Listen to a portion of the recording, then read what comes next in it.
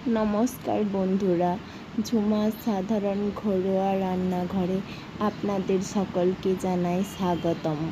আজকের রান্না হলো এঁচোড়ের তরকারি বা এঁচোড়ের ঝোল।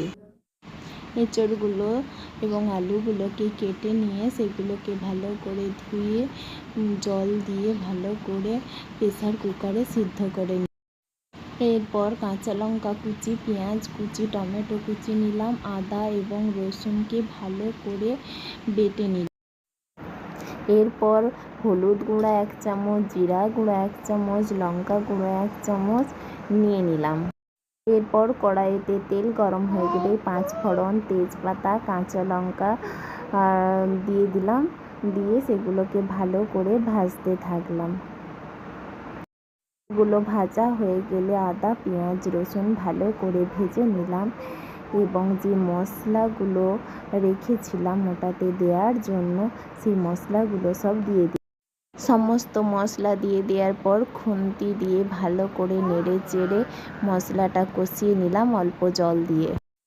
মশলা কষানো হয়ে গেলে ওর উপরে এঁচোড়গুলো দিয়ে দিলাম এবং পরিমাণ মতো লবণ দিয়ে সেটাকে আবার খুন্তি দিয়ে ভালো করে নাড়াচাড়া করে দিলাম। এঁচোড় এবং মশলা কষানো হয়ে গেলে কড়াইয়ের মধ্যে জল ঢেলে দিলাম এবং জল দিয়ে কিছুক্ষণ মশলা সহ এঁচোড়কে কষতে দিলাম। কষানো